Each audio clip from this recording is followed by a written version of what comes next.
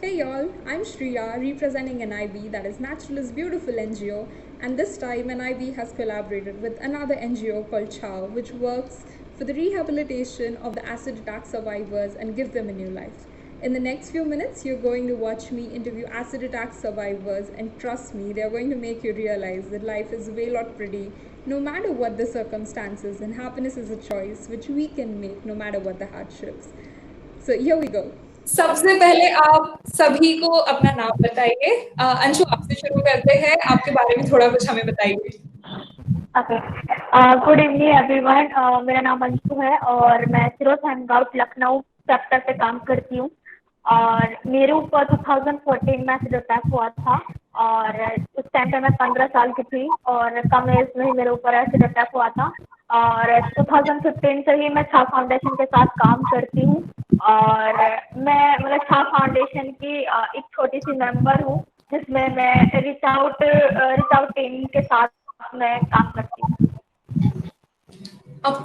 मैं कहना चाहूंगी कि बहुत छोटी उम्र थी जब आपके साथ ऐसा हुआ। आप छाव से कैसे थी? आपको छाव के बारे में कैसे पता चला था? उसके बाद उन्होंने 1 हफ्ते बाद मेरे ऊपर एसिड अटैक कर दिया। गाँव वालों ने जो सोसाइटी के लोग थे उन्होंने बहुत भद्दे-भद्दे तरीके से मेरे पे कमेंट किए। तो मतलब मैं डिप्रेशन में थी और मैं सोच नहीं पा रही थी कि मैं क्या करूँगी। मम्मी-पापा हमेशा मुझे हौसला देते थे कि बेटा कुछ तो लोग कहेंगे, लोगों का काम है कहना, तुम इन लोगों की बातों पर ध्यान मत देना। फिर मैं 11th क्लास की स्टूडेंट थी। मतलब मैं जब स्कूल गई मेरे एग्ज़ाम आने वाले थे तो वहाँ से मेरा नाम काट दिया गया। मैंने स्कूल में पूछा आपने मेरा नाम क्यों काटा? तो उन्होंने बोला कि तुम्हारे साथ एसिड अटैक हो गया इसलिए हम तुमको पढ़ा नहीं सकते। तो मेरी पढ़ाई भी छूट गई थी। मतलब करने के लिए मेरी लाइफ में कुछ नहीं था। तो फिर मैंने न्यूज़पेपर पढ़ना स्टार्ट किया। मतलब कि मैं कुछ करना चाहती थी लाइफ में, लेकिन क्या करना है ये मुझे नहीं पता क्योंकि डायरेक्शन मेरे पास नहीं था, मुझे किस डायरेक्शन में जाना है। मैं न्यूज़पेपर पढ़ रही थी तो एक आर्टिकल निकला था, मैंने वो आर्टिकल पढ़ा। उसमें मुझे ये नहीं पता था कि मतलब कि ऐसा कोई कैसे है या वहाँ पे कोई जॉब करता है। बस मुझे इतना पता था वहाँ पे एसिड अटैक सर्वाइवर हैं और मुझे उनसे मिलना है। तो मैंने मन में बना लिया कि मैं इन लोगों से मिलूंगी क्योंकि मुझे ऐसा लगा कि मेरी एक दूसरी दुनिया मुझे मिल गई है। पहले मैं अपने आप को अकेला समझती थी कि इस सोसाइटी में मैं ही एक ऐसी लड़की हूँ जिसके साथ ये घिनौनी हरकत हुई है। लेकिन जब मैंने आर्टिकल पढ़ा तब मुझे लगा कि नहीं, मेरे सभी और मेरे जैसी दोस्त है मेरे गाँव में मतलब लड़कियों को शहर जाने की इजाज़त नहीं मिलती है। मतलब उसको सपने देखने का तो अधिकार होता है लेकिन उनको पूरा करने का अधिकार नहीं मिलता है उनको। तो मतलब वो 12th करके उनकी शादी कर दी जाती है, इसलिए वो ज़्यादा सपने देखती भी नहीं क्योंकि उनको पता होता है कि हम 12th करेंगे और उसके बाद हमारी शादी कर दी जाएगी। मेरे मम्मी-पापा ने फाइनली एक दिन मन बनाया कि हाँ, हम लोग आगरा चलेंगे। तो गाँव वालों ने काफ़ी भद्दे-भद्दे कमेंट किए थे कि ये लोग पागल हो गए हैं कि लड़की को मतलब कि गाँव से शहर लेके जा रहे हैं और एक दिन देखना ये नाक कटवा के रहेगी। तो लेकिन फिर भी मेरे मम्मी-पापा ने मेरे गाँव वालों की बात नहीं सुनी और मुझे आगरा लेके आए। और आगरा में तब मैं मतलब कि और दीदियों से मिली और मतलब कि उन लोगों से जब मैंने उन लोगों से मिली तो मुझे बहुत बड़ी हिम्मत आई। मतलब कि उन्होंने मुझे इतना इंस्पायर किया। फिर मैंने मन बनाया कि हाँ, मुझे नई फैमिली मिली और मुझे यहीं रहना और मुझे लाइफ में बहुत कुछ करना है ताकि और कोई अंशु के ऊपर ऐसी अटैक ना हो। लड़ाई मेरी नहीं, ये उन सभी लड़कियों की है जो आज हमारे समाज में है और सुरक्षित है। मुझे उनके लिए भी लड़ना है। उस दिन के बाद ही मैंने मन बनाया कि हाँ, मुझे करना है कुछ और मम्मी पापा को गर्व महसूस कराना है। मैं फारा जी को पूछना चाहूंगी उनके बारे में थोड़ा कुछ। आप इंट्रोड्यूस करेंगी फारा जी खुद को? जहाँ आपको एक जब सदमा लगा वहां से उठ के आप यहाँ तक आए हो कि आपको सबके लिए लड़ने की इच्छा है, ये खुद में ही एक तारीफ की बात है। अंशु, आपके नाम के क्या मायने हैं? मेरे नाम का मायने है सबको खुश रखना, सबके फेस पे स्माइल लाना और मतलब कि सबकी हेल्प करना। आप खुद में इतनी स्माइल फैला रहे हो, इतनी पॉजिटिविटी आ रही है आपसे बात करके, हमें इस बात की बहुत खुशी है। मैम, हम लोग एक दूसरे से ही मतलब सीखते हैं, एक दूसरे से ही एनर्जी लेते हैं। तो जब हम लोग एक दूसरे से बातचीत करते हैं तो जाहिर सी बात है एक्सपायर होते ही हैं। अंशु जी, अभी आपकी उम्र क्या है? मेरी उम्र है आई एम 22 ईयर ओल्ड। आपकी उम्र क्या है फारा जी? मेरी 34 है। ओह, आप लगते नहीं हो वैसे इतने बड़े। तभी तो मैं थैंक यू बोल रही हूँ आपको। लव मैरिज थी आपकी? नहीं, अरेंज लव नहीं होता किसी से। कैसा है आपका ये अभी तक का शादी का सफर? अभी तक का तो अच्छा है, आगे पता नहीं। अभी अच्छा है तो आगे भी अच्छा ही होगा। सही बात है। वो हमें अच्छा बना के भी रखना पड़ता है ना, तभी अच्छा रहता है। हमारी वो उसमें तो मेहनत होती है। सही है। हमारे इसमें नहीं, सभी के इसमें शादी को टिकाना एक मेहनत ही होती है और वो दोनों को करनी होती है। जी। नहीं, कहीं कहीं पे ऐसा होता है एक इंसान करता है दूसरा नहीं करता, लेकिन ये रिश्ता दोनों से ही चलता है, तो दोनों को ही मेहनत करना पड़ती है। जैसे हमें खाना बनाने के लिए मेहनत करना पड़ती है, अच्छा बने, सारी चीजें डालते हैं मसाले, ऐसी शादी के रिश्ते में भी सारे मसाले डालते हैं। चटपटी बना रहे हो आप शादी को तो। जी। मैं कुछ ज्यादा मीठा खाती हूँ ना, इसलिए शादी को चटपटा बना रही हूँ। आप बड़े हंसमुख इंसान हो फारा जी। नहीं, ऐसे ही रहते, मेरा नाम के मायने भी हंसमुख है, इसलिए मैं हंसमुखी रहती हूँ। अरे वाह। जब ये हादसा हुआ 15 की उम्र में, तब से लेके अब तक का आपके जिंदगी में क्या ट्रांजिशन हुआ है? जब हादसा हुआ होगा, थोड़ा सा सदमा लगा होगा, तब से लेके आज आप खुद को कहाँ देखती हैं? अब तक की मेरी लाइफ की जर्नी बहुत अच्छी रही है। कुछ खट्टे मीठे मतलब कि मोमेंट्स आए हैं लाइफ में, मतलब कि कहीं सैड मोमेंट थे, कहीं मतलब कि हद से ज़्यादा खुशियाँ वाले मोमेंट थे, लेकिन बहुत अच्छा सफ़र रहा है। और मतलब कि कुछ कठिनाइयाँ आई हैं तो उसको हंस के सामना किया है, तो स्माइल रख के हमेशा अपनी चुनौतियों को हंस के मतलब एक्सेप्ट करती हूँ और उसको फेस भी करती हूँ। डरी सहमी सी रहती थी और लोगों की बात सुनने वाली थी, और आज की अंशु जो अपनी बात रख के अपने दोस्तों के हक के लिए लड़ती है और अपनी बात को इतनी मजबूती से रखती है और मतलब कि सबके हक के लिए लड़ती है। और मेरी मेरी किसी ने हेल्प नहीं की उस टाइम पे जिस टाइम पे मुझे जरूरत थी, लेकिन मैं सक्षम हूँ किसी की हेल्प करने के लिए। और ये मुमकिन हो पाया था फाउंडेशन की वजह से कि मैं इस लायक बन पाई हूँ कि मैं दूसरे लोगों की हेल्प कर पा रही हूँ।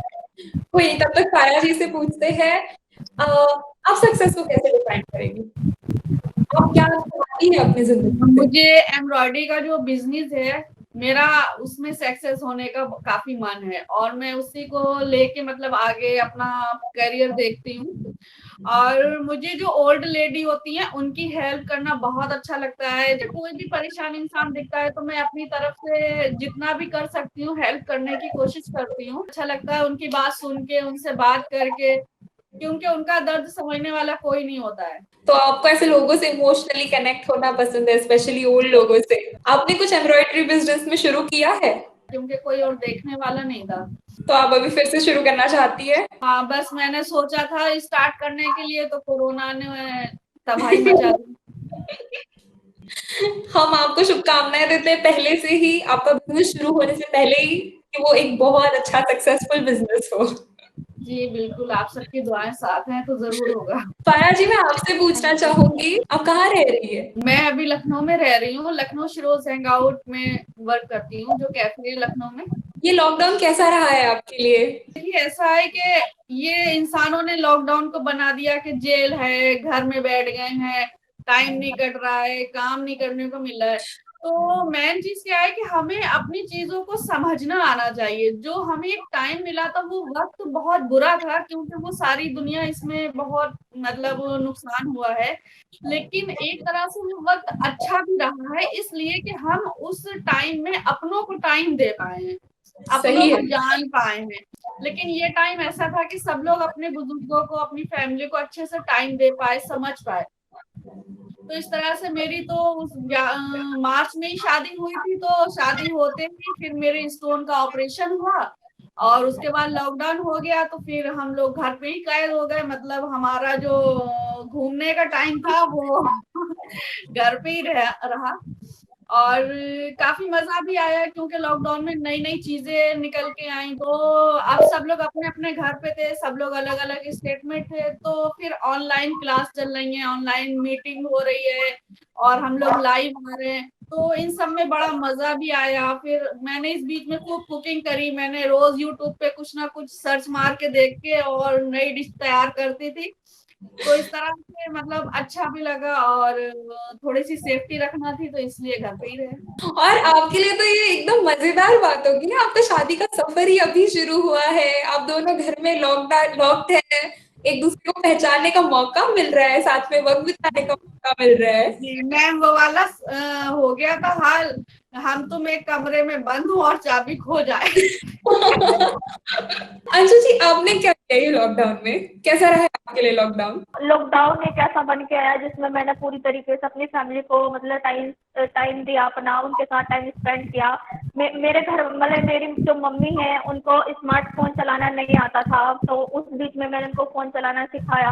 और मतलब मुझे मेरे पापा फार्मर हैं, मुझे उनकी हेल्प कराना बहुत अच्छा लगता है। तो मतलब जब मतलब कि अटैक से पहले मैं पापा के साथ हमेशा जाती थी और उनके साथ काम कराती थी, हमेशा उनके लिए खाना लेके जाती थी। और फिर उसके बाद जब मैं जॉब में सेटल हो गई तो उसके बाद नहीं जा पाई, तो लॉकडाउन में मैं हर दिन मैंने उनकी हेल्प कराया, तो बड़ा ही अच्छा फील हो रहा था। और मेरा छोटा भाई है, मैंने मतलब उसके साथ टाइम स्पेंड कराना, उसके साथ खेलना। फिर उसके बाद मतलब मई में हम लोगों की ऑनलाइन क्लासेस चलने लग गई और हम लोगों का जो क्राउड फंडिंग स्टार्ट हो गया था, उस बीच में हम लोगों को ऑनलाइन कैंपेन करना और इवेंट्स अटेंड करना, लोगों को अवेयर करना या लाइव स्ट्रीमिंग करना अपना सिरोस हैंगआउट के, उसके द्वारा उसमें बिजी हो गए। तो फिर मतलब कि लॉकडाउन कैसे गुजरा पता ही नहीं चला, तो मेरा लॉकडाउन बहुत मजेदार निकला। आपकी हॉबीज क्या है?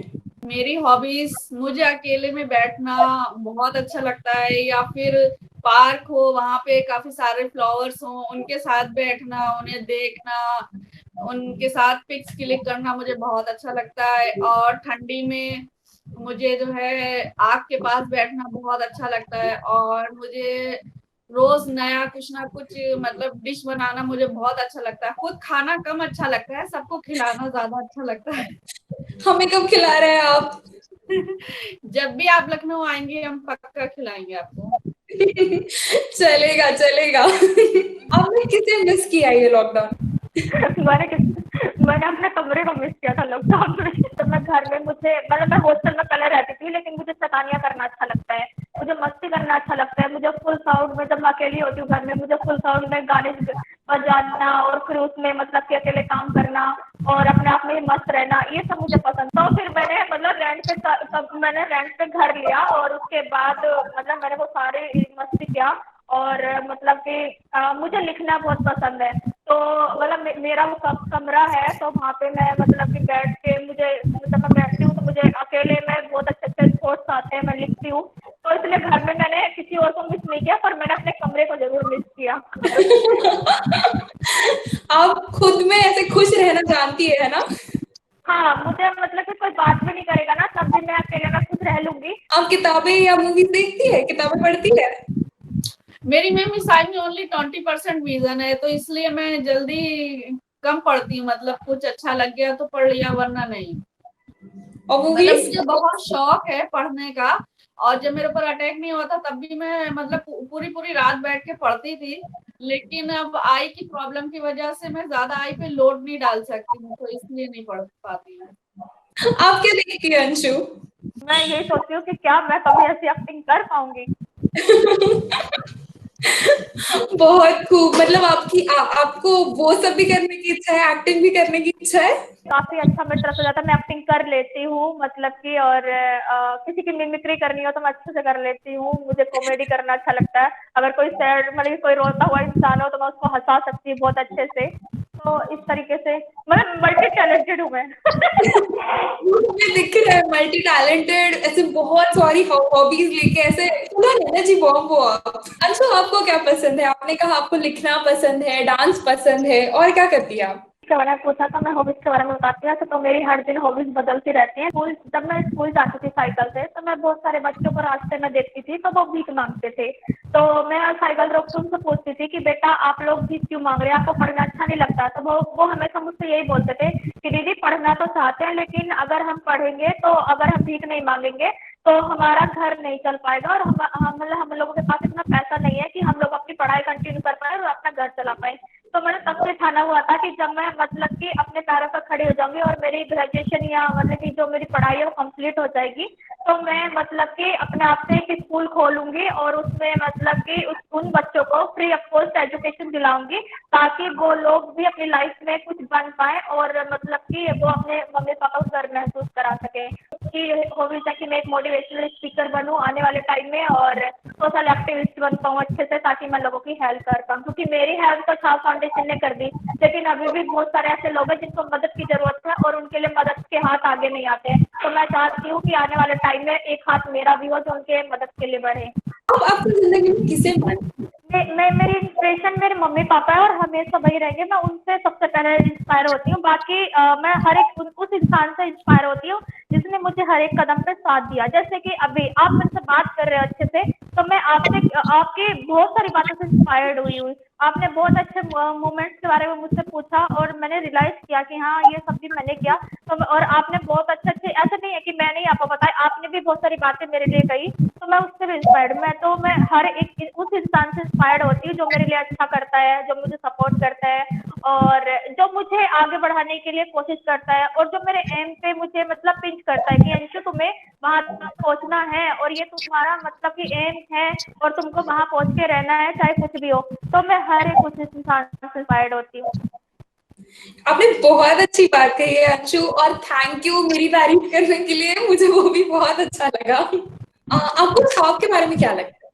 हाँ, एक ऐसा प्लेटफॉर्म है जहाँ पे मतलब कि हम एसिड अटैक सर्वाइवर्स को नया जीवन मिलता है। छाव फाउंडेशन एक हम लोगों का सहारा बन के उभरा है। मतलब हम लोगों को यहाँ पे आए हैं, मतलब ये प्लेटफॉर्म मिला है। यहाँ से हम लोगों की एजुकेशन पूरी हुई है, हम लोगों के ड्रीम पे काम होना स्टार्ट हुआ है, हम लोगों की सर्जरीज हुई है, हम लोगों की मेडिकल पे काम हुआ है, हम लोगों को रिहेबिलिटेट किया गया है, हम लोगों को हम लोगों को एक नई पहचान मिली है सोसाइटी में। मतलब अब लोग अवेयर हुए हैं कि एसिड अटैक के बारे में। 2013 से पहले लोग अवेयर नहीं थे, लेकिन जब से छाव फाउंडेशन आया है उन्होंने एसिड अटैक पे वर्क करना स्टार्ट किया है। हम लोग तो इस तरीके से छाव ने मतलब कि छाव हमारी जिंदगी में इसलिए महत्वपूर्ण है और मतलब कि आने वाले टाइम में भी हम लोग यही चाहते हैं कि मतलब कि और छाव को बाहर नहीं आना पड़े, कि हम लोग जो लड़ाई लड़ रहे हैं एसिड अटैक के खिलाफ, कि एसिड अटैक बंद हो जाए और हम लोगों को और छाव की जरूरत ना पड़े या हम लोगों को और सिरोस खोलने की जरूरत ना पड़े और सारी लड़कियां सेफ रहें।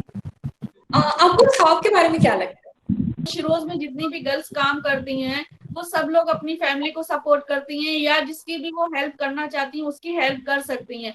तो शिरोज एक ऐसा प्लेटफॉर्म है जो ऐसे अटैक सर्वाइवर जो थी उनके ऊपर काम किया है, उन्हें रिहेबिलिटेट किया है, उनकी एडवोकेसी पे काम किया है, अवेयरनेस पे काम किया है और उनके जो सपने थे उन्हें उनके ऊपर वर्क किया है। हाँ, एक ऐसी है जो जिसने ऐसे अटैक सर्वाइवर की लाइफ को एक अच्छी लाइफ बना दिया है, जो वो अच्छे से जी पा रही है, सरवाइव कर पा रही हैं, उनके लिए बहुत फैसिलिटी दी है। तो छाव हमारे लिए एक माँ की छाव की तरह है। मैं आखिरी सवाल पूछूंगी आपसे फारा जी, आप दुनिया को क्या मैसेज देना चाहेंगे? देखिए, हादसा किसी के साथ भी हो सकता है, चाहे वो गांव हो या शहर हो। हमें कभी भी किसी को छोटा नहीं समझना चाहिए, कभी भी किसी के बारे में गलत नहीं सोचना चाहिए। कभी भी किसी अगर ऐसे अटैक गर्ल्स को देखते हैं या किसी को भी देखते हैं तो कभी ऐसा नहीं सोचना चाहिए कि इसकी गलती होगी। और मेरा उस सर्वाइवर के लिए ये मैसेज रहेगा कि वो कभी भी हार ना माने, उन्हें लड़ना है और डर के आगे जीत है। तो हमारा वही कहना है कि दर्द के आगे जीत है। हम जितना दर्द सह के आगे निकल जाएंगे वो हमारे लिए एक जीत है। तो हमें अपने अंदर कॉन्फिडेंस बना के रखना है और आगे बढ़ते रहना है। मैं एंड में मेरे तरफ से दुनिया को अगर एक मैसेज देना है तो मैं सिर्फ इतना एक छोटा मैसेज देना चाहूंगी कि हादसा तो किसी के भी साथ हो सकता है और किसी को किस काज से नहीं, पर इंसान जैसे दिल से है उससे पहचाना जाए।